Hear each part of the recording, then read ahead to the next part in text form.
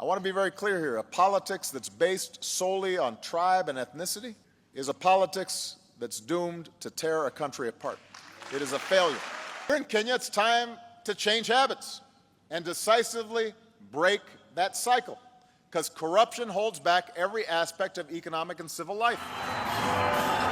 If you look at independence 1962-3, that was the 20 years beyond where the liberation movement took place. After that, we got independence. It took another 20 years for us to have a military coup. The people who were guiding and who are within that military coup were not old men like Jaramogi or Charles Njonjo at that time. It was young Gen Z students of the University of Nairobi, young people who believed in the ideal of what Kenya was. The second issue that came up, Madam Speaker, was after, by the year 2002, there was another 20 years. Then you come to 2022, to 2002 is when Kibaki was elected, is when we have a referendum, when we have a new constitution, and then we say Kenya is now on the right path. After that, Madam Speaker, we did not follow the letter of the Constitution. What many of us have never understood is that your democracy is as valid and as reasonable and as verifiable and is implementable as the people who are willing to follow and implement that Constitution.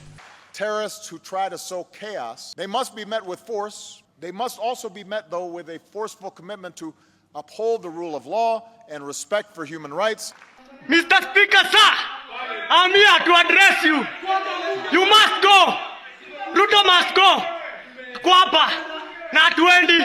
Corruption is about to swallow the future of the country as those in positions of responsibility appear to either participate, abdicate, or just stand aside. What's wrong with our country? We call it a company. It's shareholders. Our country is not a company. Our company is Kenya, which is a state. It has 50 million people who all expect and demand certain services from the state. I am so happy that we are now telling each other the truth. We are the ones who carry militias. We are the ones who go and carry cattle rustlers. Wabunge wetu wa Northeastern Province, shame on you. Shame on you, shame on you, shame on you. We are the ones who have got companies that are doing business in government departments. We are the ones who are stealing the money. Look at the national government, call it down, bring it down to the National Assembly. We must begin to look at issues like CDF. We must look at the Women Fund. We must look at the structure. Do we need all the people who have been given offices? I've been asking this publicly. Why are governors running county governments as if they are private companies where they are stealing money, buying properties abroad, driving such big vehicles, including ourselves? When did we decide that I must drive a car which is 4.8 cc, that at 3,000 cc is not good enough? When our children don't have medicines, when our women are not giving birth, when we can't feed our children, when we buy fertilizer, we deal on it, we sell some of it, we sell mchanga. That corruption in Kenya is not in millions anymore, it's in billions of shillings. And when you convert them into dollars, it's hundreds of millions of dollars, which is huge sums. Among the earliest mega scandals came in the 1970s in the form of the Kenyan fertilizer plant, which cost taxpayers 5.1 billion shillings. Then came the Chakwel hydroelectric power station that was built for 5 times the estimated costs and ended up operating below capacity. And then there was the Goldenberg scandal that is said to have cost Kenya 54 billion shillings, the equivalent of 10% of the country's GDP at the time. More recently, however, the country witnessed the Anglo leasing scandal that cost taxpayers 62 billion shillings. But the combined numbers of all these scandals do not hold a candle to the most common and insidious form of corruption. According to reports from the Office of the Auditor General, the national government loses 30% of the national budget each year. In 2010, the then Finance Minister Uhuru Kenyatta quantified the loss at 300 billion shillings annually. This means the country has lost an eye-watering 4.5 trillion shillings since 2000, an equivalent of Kenya's economy today. An equivalent of Kenya's economy today. An equivalent of Kenya's economy today. On NTV Tonight, we call it by its name, System ya Majambazi. Hivi ndivyo si ufanya. Hivi ndivyo si ufanya. Gai. System ya majambazi.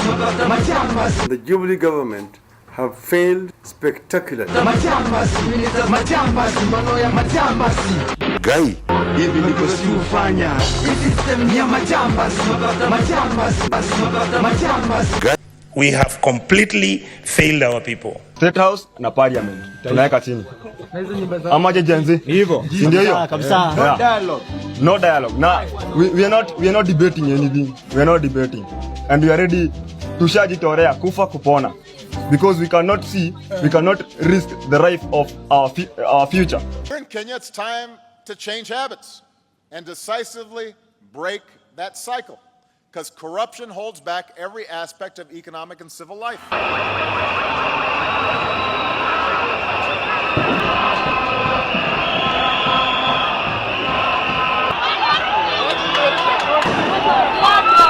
Hours after being shot by police during the protests at the parliament.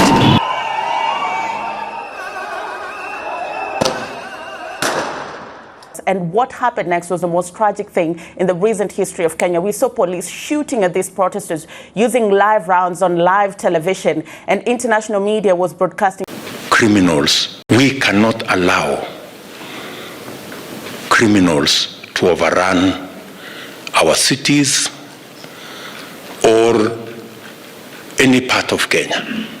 The reports are that upwards of 50 individuals have been illegally abducted and their whereabouts remain unknown. To make it worse, it is clear that no one in government is ready to take responsibility, to render an apology, or to make amends. Instead, conjuring up theories when everyone can see the blood on his hands. We have, as believers in the right to peaceful protest as enshrined under Article 37, we condemn in the strongest terms possible the abuse of police power in the deployment of violent suppression techniques on innocent and armed protesters. It is time for all of us in the political leadership to begin to listen. Terrorists who try to sow chaos, they must be met with force. They must also be met, though, with a forceful commitment to uphold the rule of law and respect for human rights. What many of us have never understood is that your democracy is as valid and as reasonable and as verifiable and is implementable as the people who are willing to follow and implement that constitution. Wabeberu alipona Moi akishuka chini ya helikopta, vichwa vyao vyatazama bendera, lakini sasa wapi hao wabeberu waililie Kenya? Ufisadi imetumaliza, chini yao majambazi wa Kenya. It's the truth. I wish that song had a better ending, but the truth is tumeporwa tukaporeka. Now what? The thing is, as a country, we need leadership that we can be proud of. The state of Kenya today, Kenya is the sinking Titanic.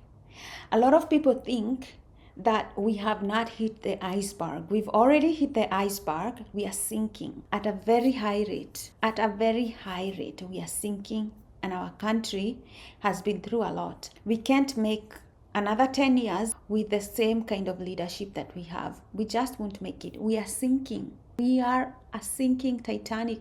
Right now, we've already hit the iceberg of corruption. It has put a dent. We are gaining water and our boat is sinking. So we need good leaders. Personally, I think a leader like Mother Karua, we are lucky that we still have her as a leader. And while time is still good on our side, she might actually be of help to Kenya. Because every other leader in Kenya, you like it or not, is probably too corrupt to be president. The problem is that the Kenyan president is pretty much above the law.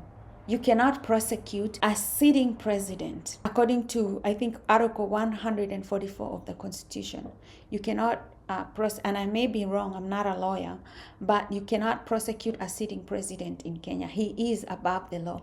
So the office of the president, it needs somebody with a high level of integrity, somebody that you can trust, somebody who is not a thief, somebody who has never had any history of corruption or human rights abuse. That's the kind of person that you need in government as the president of Kenya. Because if you give anybody who has a history of corruption, of violence, you're selling the country with your vote. So take responsibility for your vote. As a Kenyan, it's time we start taking responsibility for our vote. If you don't vote, start voting. And if you vote, pray and fast for your vote, because at this time, this is injury time. Anyone that we vote that is not a good leader is going to sink the ship faster than we can find the life vest and the lifeboats. Anybody right now can sink this ship. Inaenda chini very fast, and I'll show you why. Your vote at this time in Kenya, it has the power of life and death. It can sink this country, or it can resuscitate this country. But we are sinking either way. We are sinking either way. Right now, your vote is, can we find enough life vests to save a few Kenyans from what's going to come? Because we are already in a very precarious situation. In the past, Kenyans have been voting like they've been stricken with amnesia. Like you forget, somebody does not even think twice before casting their vote. Wewe unaenda tu, you vote just anybody, anyhow, without looking at their history, their character, who they are, what they stand for. You just vote because he's probably a man, he's probably from your tribe, or somebody who knows him. Like, you can't mindlessly vote somebody and forget all the things that they have done in the past and select them for president, the highest office in the land. Because guess what? If I was a corrupt politician, a thief, I would go for the highest office in Kenya, because as the president, you can do anything you want and we cannot prosecute you because you're a sitting president. He is literally above the law. You voted, Kenya voted. You voted President William Ruto in. And we forget history. He had been indicted by the Hague Tribunal. All of you know the word Ocampo, the name Ocampo. And charges of crimes against humanity were dropped. But also what we always forget is that there was intimidation of witnesses for all the parties indicted in Hague. You forget because you have amnesia. Just right before you vote, you forget everything somebody has done. You don't look at their criminal past. You don't look at what they've done in the country. You just cast your vote anyhowly. Now we are crying. The country is in tears. Who do you blame? Blame that hand that cast that vote, because that's who to blame. Amnesia. ICC prosecutors halt a 13-year investigations that failed to produce results. There were no witnesses. So after 13 years, they gave up on the case. But if you've been in Kenya in 2007, no, these were not good. And they had to drop it. It's 2023. You've already elected him as president. So it doesn't matter anyway. The ICC has to drop that indictment because you have amnesia. So let's see how other countries are dealing with corruption. They don't elect people that they perceive to be corrupt in president. This woman here, she's from Vietnam. She had been stealing from the country for so many years. She stole like $27 billion from the country, and they sentenced her to death to set an example to other people in Vietnam that corruption is not tolerated. So she is going to die. She's going to leave all this money that she stole behind. All this 27 billion is not going to benefit her. She's going to hang. Okay, we have a saying in Kiswahili. Ukitaka kuchinja nguruwe, chagua yule aliyenona. So when you want to set an example to people to stop corruption, look for the biggest corrupt people, let those hang, and then the other people will start getting the message that it's very, very serious. So what Kenya needs to do, you need to select a leader who is no nonsense when it comes to corruption. Somebody who is not corrupt, so that they are able to put the rest of the pack in line. No nonsense corruption. Look for the fattest people who need to hang them, and then they serve an example to other people. This is the Prime Minister of Japan. In May 2007, he committed suicide because he knew that he was facing corruption inquiry. In Japan, is so shameful for anybody to not act in the best interest of the people. It's such a shameful thing that he didn't even want to face his people after getting into a financial scandal. It is such a shame. Kenyan politicians don't feel any kind of shame from stealing from children. You know, our children can't feed. They don't feel any shame. They don't feel shame. You should feel shame on you for stealing from children. Hospitals, shame on you. So Japan can't tolerate it. The truth is about corruption. Somebody will end up paying for corruption. Whether it's the people or the politicians, there has to be a price for corruption. Somebody will die because they will not get access to healthcare. Somebody will not reach their full potential because they don't get access to education or skills. They will not get the skills that they need to make a living. You know, somebody is going to suffer from corruption. There's always a price and somebody has to pay it. And in Kenya, it has been the people who have been paying this price of corruption. But it's time that this stops, because the people who do corrupt things need to be the ones to pay the price. So is it going to be the people, or the people in government, or the members of parliament and the leaders, or the normal Kenyan, the civilian, paying for the price of corruption? Because somebody has to pay it. We've been paying it for the price. Hold the people who are responsible for the corruption accountable so that the innocent person doesn't keep paying the deadly price. You know, corruption is not a flu that you catch. Oh, and then you're okay the next day. No, corruption is more like a monster. You know, you raise it, and it's going to affect you from generations to come, years to come. This is a monster. It's taking the innocence, the lives, everything of the people. This is what corruption does. It's high time we crucify Barnabas. Crucify the thief. Stop crucifying Christ. Crucify the thief. Put him on that cross and crucify him. The thief must be crucified this time around. Okay, why? We are losing 2.3 billion a day. That is close to $150 million a day. We are bleeding. We are bleeding. This is how much we are losing a day. So if these people, you don't stop them, they will not stop themselves. They cannot stop themselves. So we are sinking at a rate faster than the Titanic sank. That's how fast we are sinking. All this money, we are burning money. You know, it's like setting money on fire. This is the situation of Kenya. There is no future for our generation Alpha. If this continues, it's not even sustainable for 10 years for us to continue with this. It's not possible. It has to stop. It has to stop. So face it. Right now, your options are limited. We need somebody who understands the mandate of the job of the president. Chagua mama. Serikali ipewe mama saa hizi. She's probably the only option that we have. The only option that we have. Hao wengine ni majambazi. God has always chosen women in the Bible. One of the women that he chose was Queen Esther, and the times were desperate for the children of Israel. They were desperate, in need of a leader. And God chose Queen Esther for that time to save her people. God chooses women when times are desperate. When everything goes wrong, God will usually choose a woman. God also chose Prophet Deborah to lead the children of the Israelites when times were so desperate. He chose Deborah, the prophet, to lead the children of Israel. So God loves women because women are nurturing. Women have principles. What would you do without your mother? What would you do without an influential woman in your life? God chooses women because women are strong. Women are not easily corruptible. You know, a woman is not going to be corrupted because, oh, that's a very beautiful man over there. No, a woman is not that corruptible. You send a man to a foreign country, he starts looking at their women.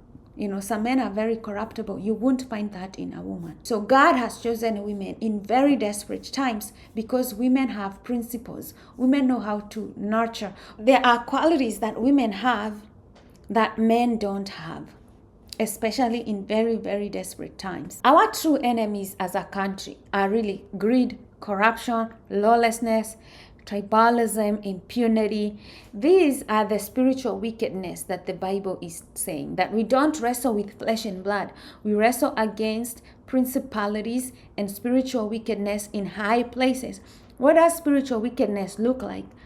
You know, lack of fear of God, greed, jealousy, these kinds of spirits, corruption, lawlessness, impunity. These are the kind of things, sexual immorality, that made Sodom and Gomorrah to be burnt to the ground by God. You decide to finish all these vices in a society. You look for good, upstanding leaders that you can be proud of. You have to vote in leaders that are chosen by God. And how do you know they're chosen by God? Because they carry themselves with dignity.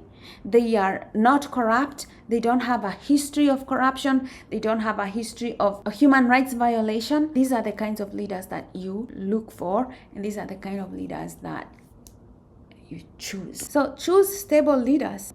This is a photo of Kenya with the Kenyan shield, and you know the meaning of the shield of Kenya from our national anthem. It says, haki iwe ngao na mlinzi, justice be our shield and defender. We can't dwell in unity without justice.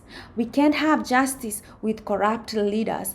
We can't have good leaders if you don't vote wisely. If you keep having amnesia and forgetting what these people have done for your country in the past, we will not go far. All of us, all of us ajiite kwa mkutano, and you decide, no matter what they tell me, I know the kind of person I'm going to vote for. Kama ashaitwa Hague, never. If umesikia ametajwa mahali kwa corruption, don't. You have to protect our country by your vote. That's the only thing that we have. Because the Kenyan president has a lot of power in the land. He's untouchable. He's unbogable. You don't believe me how untouchable he is, mtaona. You will see how this Ruto administration is going to react to all this Gen Z. You can't do anything. You can't prosecute a sitting president. He knows that. And if you don't choose a leader who is there for the people, who loves this country, who's not a sellout, and you give him the highest land, the highest office in the land, you are also selling the country. Huwezi sema, you can't just decide to vote anyhow you want, and then in the middle of it, you're like, oh, I really didn't mean to vote this president in. Like, were you confused? Were you asleep? Did you have amnesia? Were you under the influence of alcohol? What was wrong with you when you were casting that vote? Let's stop getting amnesia when you're looking for leaders. Yo usingizi tuamke. Let's not sleep that there, because that's a very painful hill to die on. Well then, thanks for tuning in again. My name is Kanini, and until next time, may God bless you.